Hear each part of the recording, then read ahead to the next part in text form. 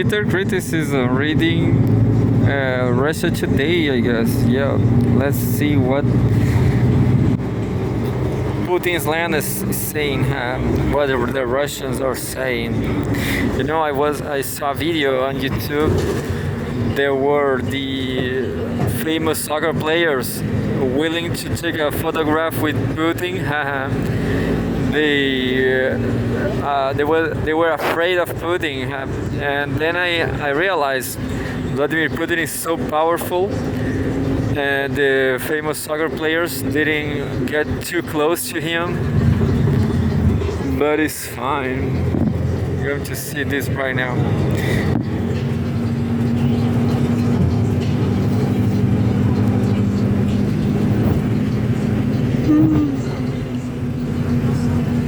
It says January 21 by Tariq Sirilamar, a good columnist. As West's global dominance crumbles, the elites desperately want to blame Trump. They are wrong. The unipolar world order is not being dismantled by what's happening inside its center. This is Tariq Sirilamar, a historian from Germany working at Goethe University, Istanbul, on Russia, Ukraine, and Eastern Europe. The history of World War II, the cultural Cold War, and the politics of memory. Unfortunately, Timur Fomenko vanished forever because I discovered he is Anatoly Fomenko. Who knows, you know? I love both. Unfortunately, he's disappeared. Russian people are too, I don't know, too uncomfortable. They're kind of. I'm going to read.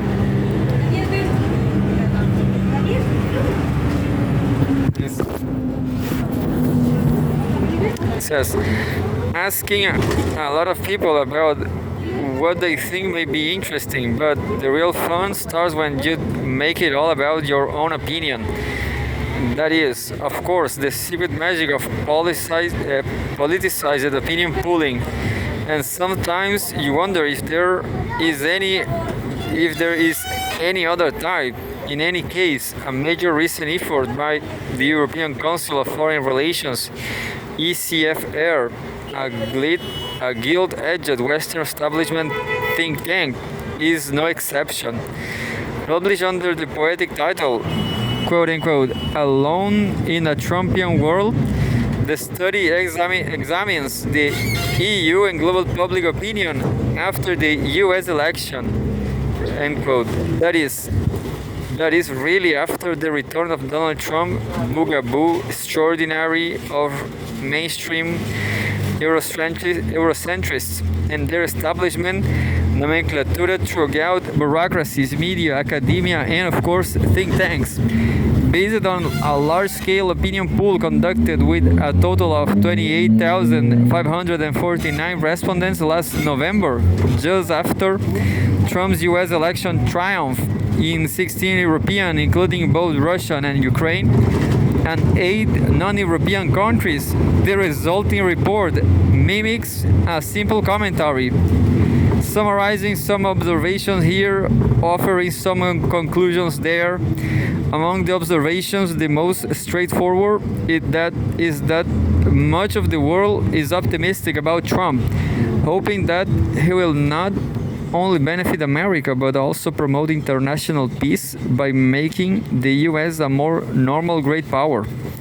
The main outliers to this pattern are the European Union and the even more splendidly self-isolated UK, where respondents stick to a pessimistic view. In a way, the report's authors themselves cannot stop illustrating that the European isolation. Time and again, we read that the more positive opinion almost everyone else in the world has of Trump, whether rightly or wrongly, is quote-unquote surprising or remarkable. It's ironic, but this tone of mildly puzzled perplexity is just what you would expect from a bunch of Western European elite representatives that find the world hard to grasp because Europe is so out of the grasp because Europe is so out of sync. Just imagine how different this report might look if it were based on the same pools but had been drafted by a group of Indian or Chinese intellectuals. In any case, at its core, this is not even really a study of political moods. Instead, think of it, if you wish, as a manifesto wrapped in opinion polling, as you will expect from authors who are major public intellectuals, Timothy Garton Ash, Ivan Krastev, and Mark Leonard. This is not a shy policy memo, humbly submitted by bureaucrats who may even enjoy their anonymity. On the contrary, this is a brief, sometimes cursory, yet extremely ambitious statement of geopolitical advice. It is tied to a grand and anything but dispassionate ideology of world order, namely a greatly idealized vision of Western, in practice US, global dominance that, for believers, goes by the name of liberal international order. I'm going to stop right here. I'm going to keep reading. Check it out.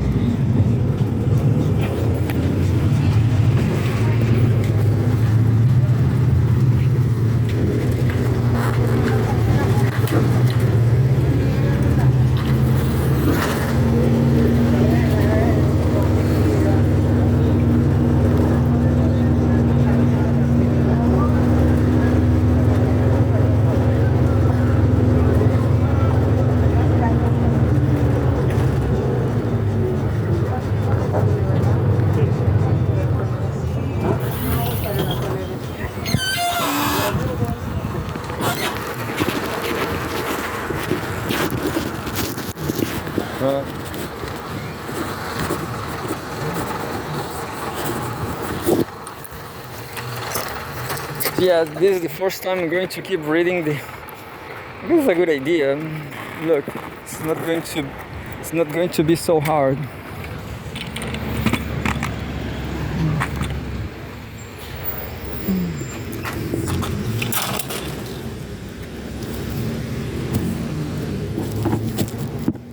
No.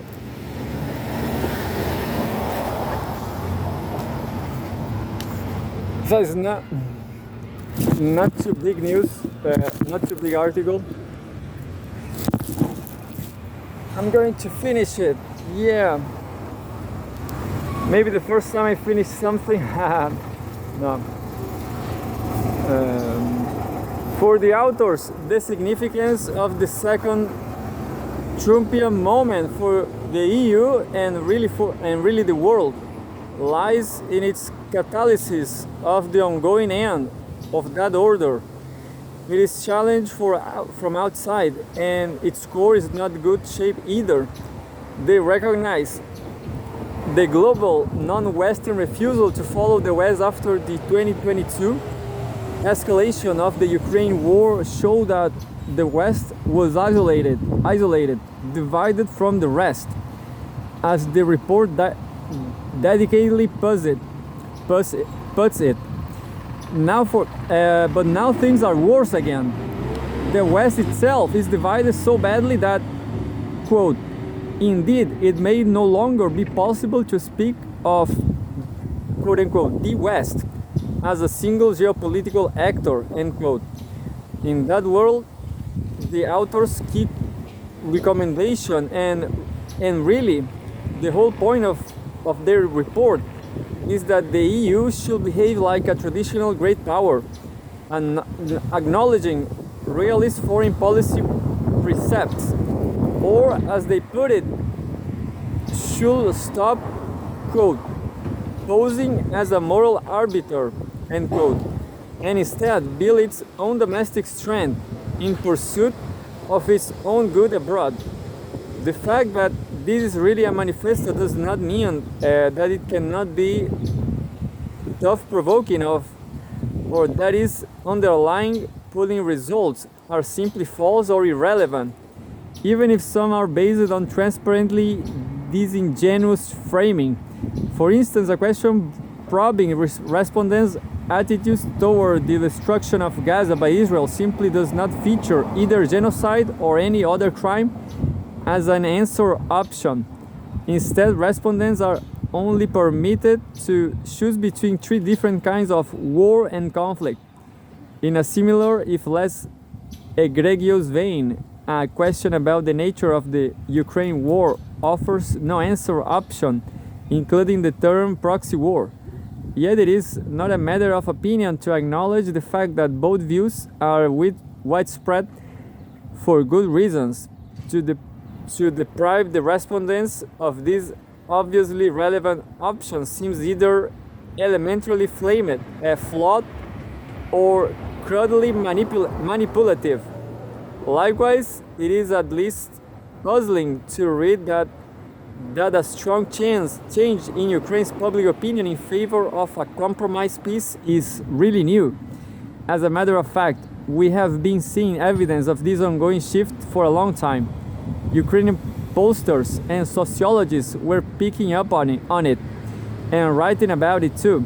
Last spring, almost that is a year ago, the study's obvious political function means that the best, most rewarding manner to read it is as what it really is, namely a piece of ideology in action. Indeed, once we do so, things get much more intriguing, especially if we also ask another crucial question. What are the things that are obviously and implausible avoided? Let's start by getting the single most glaring omission with a message out of the way. One thing the authors acknowledge is that a new global order is replacing that sinking post-Cold War liberal order. No biggie, you will think, if a little obvious. Welcome to the club. We have all been thinking about this for about 2 decades at least. But to find this fact openly recognized by the ECFR, an ideological commanding hate second perhaps only to its older cousin, the US Atlantic Council, is a modest historical data point in and of itself. This article is just enormous, I was just in the middle of the article